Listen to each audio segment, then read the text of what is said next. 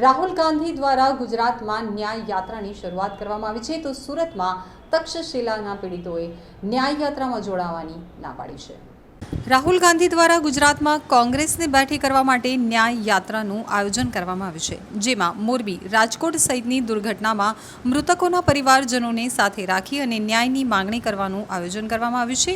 ત્યારે સુરતમાં તક્ષશિલા અગ્નિકાંડના વાલીઓએ કહ્યું કે તેઓ રાહુલ ગાંધીની ન્યાય યાત્રામાં નહીં જોડાય। કોઈપણ રાજકીય પાર્ટીઓ સાથે તક્ષશિલાના વાલીઓને લેવા દેવા નથી। તક્ષશિલા અગ્નિકાંડના વાલીઓ લડતમાં રાજકારણ લાવવા માંગતા નથી, કોર્ટ કાર્યવાહીમાં મદદરૂપ થવા અપીલ કરી હતી। હિતેશભાઈ ઘેવરિયાએ જણાવ્યું હતું કે 5 વર્ષ કરતાં વધુ સમયથી અમે લડત ચલાવીએ છીએ, પરંતુ રાજકારણને અમે એન્ટ્રી આપી નથી। અમે અમારા સંતાનોના નામે રાજનીતિ વચ્ચે લાવવા માંગતા નથી।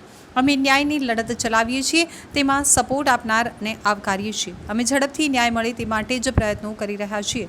અમારા પીડિત પરિવારની એક જ વેદના છે કે અમને માત્ર ન્યાય અપાવો। ચતુરભાઈ વસોયાએ જણાવ્યું હતું કે અમારી એક જ માંગ છે અને તે છે ન્યાયની માંગ। અમને કોઈ પ્રલોભનમાં પડવું નથી। ન્યાય યાત્રાના નામે અમને ફોન આવે છે। રાહુલ ગાંધી સુરતમાં ઘણીવાર આવ્યા છે, ત્યારે અમને મળ્યા નથી। લાશો ઉપર રાજકારણ કરવાનું નથી। અમારી લડત ચાલુ છે, ચાલુ રહેશે। અમે યાત્રામાં જોડાવાના નથી। આવા ધતિંગ બંધ કરી અને સપોર્ટ કરવામાં આવે તેવી જ અમારી માંગ છે। ના, આજે કોંગ્રેસ દ્વારા આજે યાત્રાનો પ્રારંભ થયેલો છે, અમને આમંત્રણ મળેલું છે, પણ અમે કોઈ પણ રાજકીય મુદ્દો બનવા માંગતા નથી। અમારી માંગણી ફક્ત ખાસ કોર્ટમાં કેસ ચાલે અને ઝડપી ન્યાય મળે।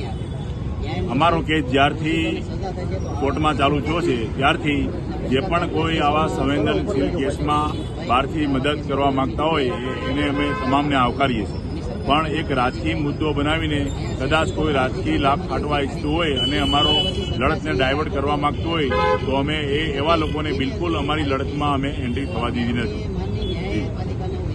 અને ગૃહમંત્રી હર્ષ સાહેબને અમે એક જ હજી વિનંતી કરીએ છીએ કે ભલે હાઈકોર્ટે ખાસ કોર્ટની માંગણી ગ્રાહ્ય ના રાખી હોય, તેમ છતાં ફરીથી માંગણી કરે અને આવા સંવેદનશીલ કેસ હાઈકોર્ટમાં કે સુપ્રીમ કોર્ટમાં ડે ટુ ડે ખાસ કોર્ટમાં ચાલે તો જ જલ્દી ન્યાય મળી શકે અને જેનાથી આના જે કોઈ અપરાધીઓ છે તેને સજા મળે તો જ આ બધી ભ્રષ્ટાચાર આપણે અટકાવી શકીશું।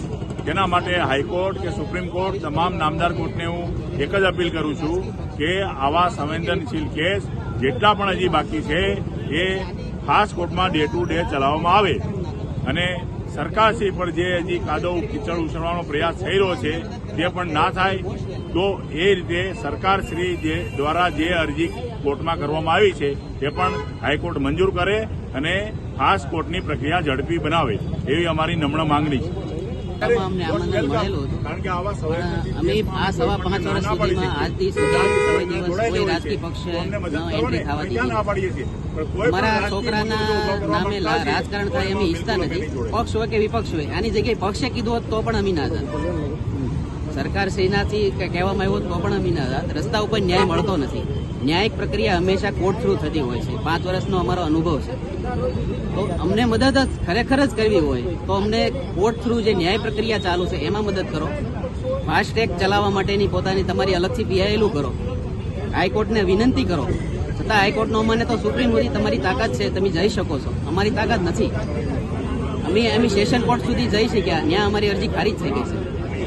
સરકારશ્રીએ હાઈકોર્ટમાં અરજી કરી હતી પણ સરકારશ્રીની અરજી ખારીજ થઈ ગઈ, છતાંય સરકારશ્રી એક સરકાર છે, એક પાવર છે, એને હક છે એ બીજી વાર અરજી કરે, અમે એની હારે રહીશું।